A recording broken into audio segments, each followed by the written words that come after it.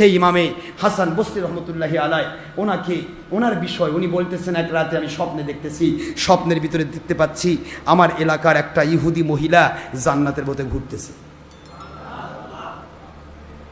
তিনি বলতেছেন, আমি প্রশ্ন করলাম ইহুদি মহিলাকে, আরে ইহুদি মহিলা, তোমাকে তুমি জানি তুমি ইহুদির স্ত্রী, তুমি ইহুদি মহিলা, তা তুমি জান্নাতে ঘোরো কি করে? ইহুদির জন্য তো জান্নাত হারাম। ইহুদির জন্য জান্নাত কি? কাফেরের জন্য জান্নাত কি? হারাম। আল্লাহ বলেছেন কাফের কখনো জান্নাতে ঢুকবে না, মুশরিক ঢুকবে না, আর মুনাফিক তো জান্নাতে যাবে না, বরং জাহান্নামের নিম্ন স্তরে। ইন্নাল মুনাফিকিনা ফি দারকিল আসফালি মিনান নার, একবার জাহান্নামের নিম্ন স্তরে থাকবে মুনাফিক। ধর্মের নামে লেভেলধারী, হালাল হারাম উল্টা ক্যান্টি বেঈমান যারা, কি কথা কি বুঝতে পারছেন? এরা নিম্ন স্তরে থাকবে, তাদের দ্বারা হাজার হাজার লাখ লাখ কোটি কোটি ধ্বংস হবে। সেই মানুষগুলি যত রক্ত পুঁজ পড়বে, গড়ে গড়ে জাহান্নামের আগুন পুড়ে পুড়ে সেই রক্ত পুঁজ গড়ে গড়ে উপর থেকে গড়ে গড়ে যেখানে পুঁজবে, ওইটা জুব্বুল হুজুন, এইটা হবে মুনাফিক এবং ধর্মের লেভেলধারী হালাল হারাম উল্টাকারী মানুষকে বেঈমান বান্নওয়ালা ওই মানুষগুলোর স্থান। যেরকম না হুজুবিল্লাহ। তো মহিলাকে বলতেছে, তুমি কি করে জান্নাতি হলে? তোমার জান্নাতের ব্যাপারটা আমি বুঝতে পারছি না।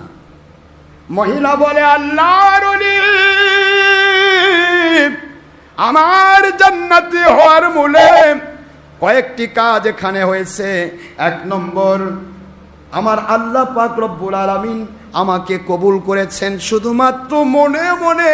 আমি ইহুদি, যদিও ইহুদি বাড়িতে জন্ম, ইহুদির স্ত্রী, কিন্তু মনে মনে ইহুদি ধর্ম পছন্দ করতাম না, আপনাকে এবং আপনার ধর্মকে ভালোবাসতাম।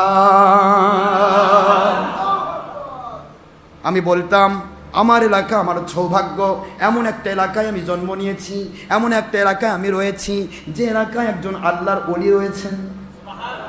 দ্বিতীয় নম্বর কারণ, আমি বস্তার বাজারে আমার ছোট্ট শিশু, 4-5-6 বছরের একটা শিশু, এই শিশুটাকে নিয়ে বস্তার বাজারে গেলাম। ওইটা ছিল মুসলমানদের রোজার দিন। ওই রোজার দিনে বস্তার বাজারে যখন গেলাম, বস্তার বাজারে খাবার দেখে আমার শিশু সন্তান সে স্বাভাবিকতার দাবিতে আমার কাছ থেকে খাবার কিনে চাইলো। খাবারগুলি ক্রয় করে দিলাম। সন্তানটা স্বাভাবিকতার দাবি নিয়া শিশু সন্তান যা করে সেই মোতাবেক সে মুখের মধ্যে পুরে দেওয়া শুরু করলো।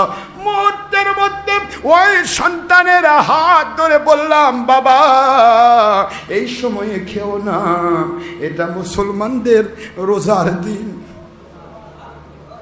এই সময়ে খেও না, মুসলমানরা দিনের বেলা রোজা রয়েছে। এই বস্তা এলাকায় হাজার হাজার মুসলমান রয়েছে, মুসলমানরা সবাই না খেয়ে রয়েছে, বাবা তাদের সামনে খাওয়াটা এটা উচিত হবে না, উচিত হবে না। যদিও তুমি শিশু, অপরাধ হবে না, কিন্তু বাবা এটা ভালো হয় যদি এটা আড়ালে গিয়ে বাড়িতে গিয়ে খেতে, মুসলমানদের কষ্ট দেওয়া হতো না, মুসলমানদের ধর্মের প্রতি অপমান করা হতো না। এইটা বলে যখন বাড়িতে চলে আসলাম, রাতের বেলা ঘুমিয়ে গেছি, আওয়াজ হচ্ছে রে ইহুদি মহিলা, আমার ইসলাম কি ভালোবাসা দিয়ে, আমার ওলিকে ভালোবাসা দিয়ে কেউ জাহান্নামে যেতে পারে না, পারে না, পারে না। আল হুব্বু ফিল্লাহ ওয়াল বুগদু ফিল্লাহ, পৃথিবীতে যার সাথে যার আল্লাহর জন্য ভালোবাসা হয় তার সাথে তার হাসর হয়। আমার ওলিকে ভালোবেসেছ, আমার রমজানুল মুবারককে তুমি ভালোবেসেছ, রমজানের সাথে তো আর কেউ হাসর হবে না, হাসর হবে রমজান ওয়ালা যারা, আল্লাহ ওয়ালা যারা, ওই আল্লাহ ওয়ালার সাথে তোমার হাসর হবে। আমার রমজানুল মুবারকের রোজা রাখনিওয়ালা ওলিয়া উলিয়া হক্কানি আলেমেরা, ওদেরকে ভালোবেসে তুমি যখন আমার রোজাকে ভালোবাসা দিয়েছ, তোমাকে আমার ওলির সাথে হাসর করাতে চাই। ওলিরা জান্নাতে যাবে, তুমি কি করে জাহান্নামে যাবে?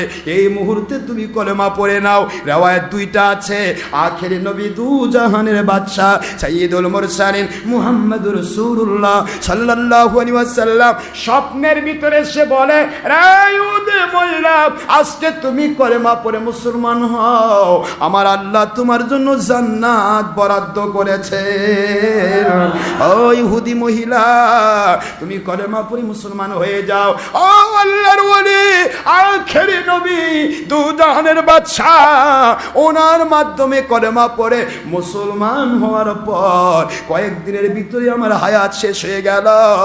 আমার কাছে যখন আজরাইল আসলো, আমি সুবিধা মতো ভাবে কলেমা পড়তে পড়তে আমি যখন বিদায় হয়ে আসলাম, আমি কবরে আসার পরে আমার আল্লাহ দয়া করে আমাকে জান্নাতের মেহমান বানায় দিয়েছে।